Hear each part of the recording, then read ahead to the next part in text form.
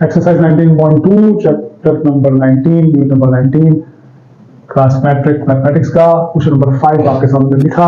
यहां पर अपने एक नई चीज पढ़ने को मिलेगी, इसका नाम है एडजॉइंट।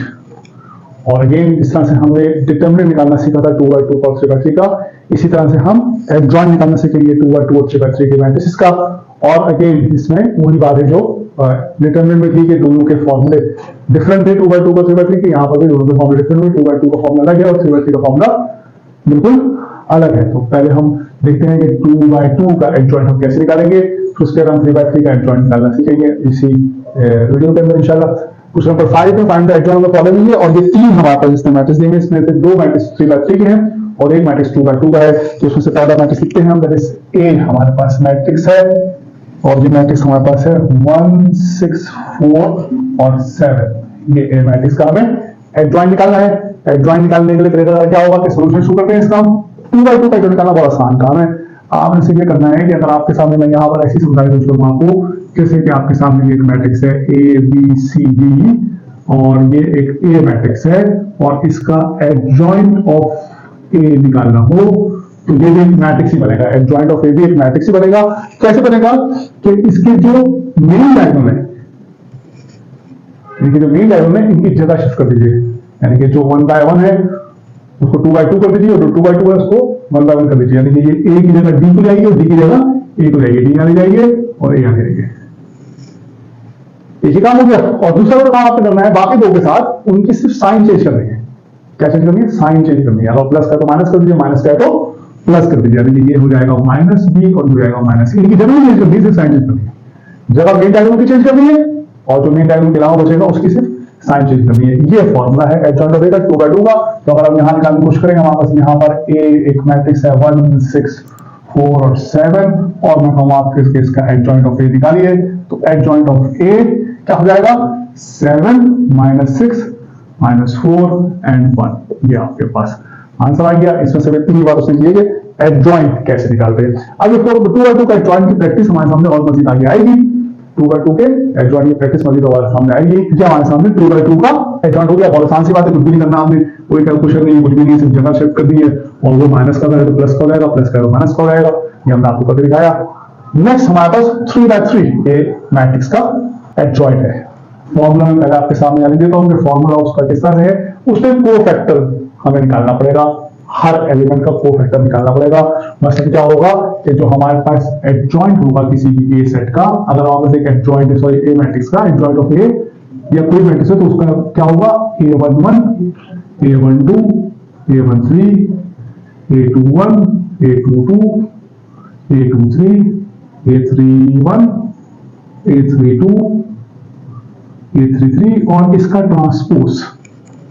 यानी कि सारे 9 के 9 आप पहले कोफैक्टर निकालेंगे, और 9 के 9 कोफैक्टर निकालने के बाद फिर आप उसका ट्रांसपोज करेंगे, तो आपके पास एडजॉइंट आ जाएगा उस सेट का, उस मैट्रिक्स का, सॉरी उस मैट्रिक्स का आपके पास एडजॉइंट आ जाएगा। कैसे? आप पूरे 9 कोफैक्टर पहले निकालिएगा, कोफैक्टर निकालने के बाद फिर हम उसका ट्रांसपोज बनाएंगे, तो आपको उसका एडजॉइंट मिल जाएगा। यहां पर हमने सवाल में उसने कुछ नंबर 5 का जो बी और सी है उसमें उसने हमें 3/3 का ये मैट्रिक्स दिया हुआ है। तो बी मेरे पास मैट्रिक्स है, मैं यहां से सोल्यूशन शुरू कर रहा हूं इसका, और बी मेरे पास मैट्रिक्स है -3 2 -5 -1 0 -2 3 -4 और 1। ये मेरे पास ये मैट्रिक्स है। अब मैं इसका एडजॉइंट निकालने के लिए इसके सारे के सारे कोफैक्टर निकालूंगा। A11 A12 A13 इस तरह से निकालेंगे। सबसे पहले मैं शुरू करूंगा यहाँ से A11 निकालने की कोशिश करूंगा। जो मेरे पास A11 है वो आएगा मेरे पास -1 की पावर 1 + 1, और जब 1 में छोड़ दूंगा तो ये डिटरमिनेंट होगा 0 -2 -4 और 1 का। फर्स्ट कॉलम छोड़ दी मैंने, और -1 की पावर 2 रहेंगे, और इसको अगर मल्टीप्लाई करके हम डायरेक्ट कर लेते हैं तो 0 मल्टीप्लाई बाय 1 होगा 0 जाएगा, और माइनस मल्टीप्लाई करेंगे तो प्लस हो जाएगा 8, और माइनस का 8 हो जाएगा, ये रहेगा 0 -8 -8। तो ये आपके सामने आएगा -1 का स्क्वायर रहेगा 1, और -8 ऐसे आ जाएगा। ये -8 आ गया आपके सामने। A11 आपके सामने -8 आ गया। इसके बाद 1 2 निकाल लेंगे। a12 के लिए -1 के ऊपर पावर 1 + 2 करके अब फर्स्ट रो छोड़िए और सेकंड कॉलम छोड़िए, तो ये बनेगा -1 -2 3 और 1 और फिर -1 की पावर 3 और ये -1 को 1 से मल्टीप्लाई किया तो -1 हो गया और -1 हो गया और -2 को -6 में तो -6 हो गया, +6 हो जाएगा। एक स्टेप मैंने यहाँ पर बढ़ा दिया आपके लिए, ये हो जाएगा -1 × 5 दैट इज -5। यहाँ पर मैं स्टेप इसका पूरा कर दूं ताकि बात आपको समझ में आए। ये हो जाएगा 0 -8 तो उसके बाद ये बन जाएगा 1 × -8 दैट इज -8। ये आपके सामने a11 हो गया, a12 हो गया। इसके बाद हम a13 निकाल लें। a13 के लिए -1 की पावर 1 + 3 हो जाएगी और फर्स्ट और थर्ड कॉलम छोड़ देंगे तो बन जाएगा -1 0 3 और -4 और उसके बाद ये बराबर आ जाएगा आपके पास -1 की पावर 4 और हो जाएगी और उसके आगे -1 को -4 से मिलाएंगे तो 4 हो जाएगा और 3 को 0 मिलाएंगे 0 जाएगा तो माइनस का 0। उसके बाद ये -1 की पावर 4 1 कर देगी, इसको प्लस पॉजिटिव कर देगी और 4 ऐसे आ जाएगा और ये 1 4 4 आ जाएगा। उसके बाद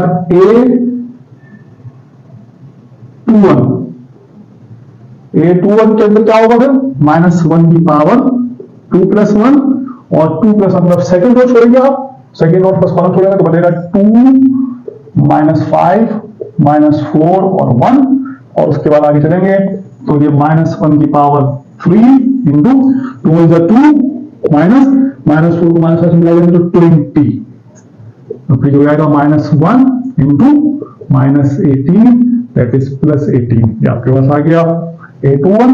उसके बाद a22 निकालिए। a22 के लिए -1 की पावर अगेन 2 + 2। आप सेकंड और सेकंड कॉलम छोड़ दीजिएगा तो आपके बचेगा -3। सेकंड रो और सेकंड कॉलम छोड़ना है तो -3 3 -2 और 1 सेकंड रो और सेकंड कॉलम छोड़, ठीक है।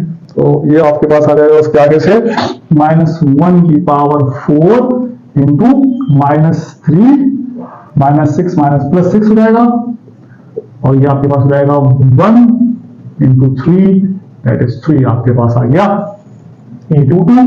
उसके बाद आप a23 निकाल लीजिए। a2 निकालने के लिए -1 की पावर 2 + 3 हो जाएगी और 2 + 3 मल्टीप्लाई होगा।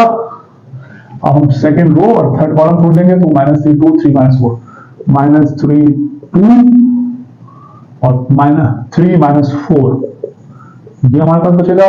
उसके बाद इसको मैट्रिसेस को कैलकुलेट कर लेते हैं, इंडिटरमिनेंट को कैलकुलेट कर लेते हैं। -1 की पावर 5 और ये माइनस प्लस हो गए 12 और वो माइनस का 6 इक्वल्स टू -1 की पावर 5 -1 12 - 6 6 हो गया -6। ये आ गया आपके सामने a23। अब यहीं पर मैं a31 निकाल लेता हूँ।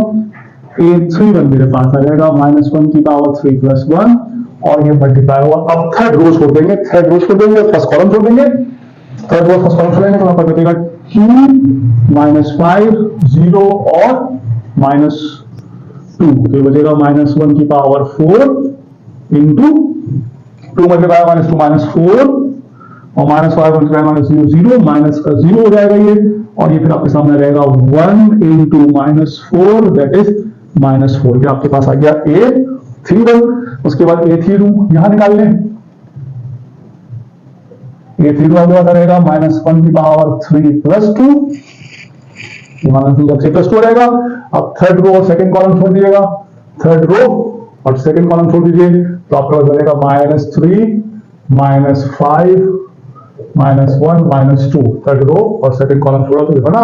उसके बाद ये हो गया -1 की पावर 5 और -3 को मल्टीप्लाई किया -2 से तो 6 हुआ और माइनस ऐसे आया फॉर्मूले में और माइनस प्लस हो गए 5 आ जाएगा तो जाएगा -1 × 1 दैट इज -1।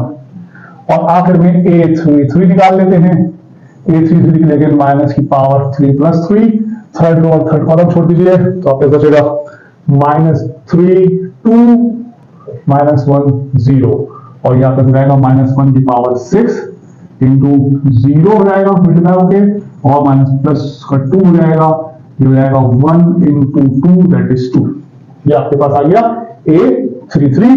अब हम जब इसका एडजॉइंट बनाएंगे तो इसका एडजॉइंट ऑफ b देखिए किसका बनेगा, एडजॉइंट ऑफ b इस बी का रिटर्न लगाऊं मैं, तो क्या होगा, जो a11 निकाला वो a11 ये निकला आपके सामने -8 यहां आ गया, उसके बाद a12 आपका -5 यहां रहेगा, a13 4 आपको यहां से यहां रहेगा, यहां से a21 18 जो है यहां रहेगा, a223 जो है वो आपके पास यहां रहेगा, a23 -6 जो है वो यहां आ जाएगा, और a31 जो -4 है वो यहां आ जाएगा, इस तरह से a32 जो है -1 वो यहां आ जाएगा, और a32 जो है 2 वो यहां आ जाएगा, और इसका पूरे का ट्रांसपोज करना है। देखिए हर वो एलिमेंट उसके लोकेशन पे लिखा जो फैक्टर्स ने निकाले थे, a11 को फर्स्ट कॉलम पे लिखा, a12 को फर्स्ट रो सेकंड कॉलम पे लिखा, a13 को हमने first row second third column पे लिखा, फिर 21 को हमने फर्स्ट सेकंड रो के फर्स्ट कॉलम पे लिखा, 22 को हमने सेकंड रो के सेकंड कॉलम पे लिखा, 23 को हमने सेकंड रो के थर्ड कॉलम पे लिखा,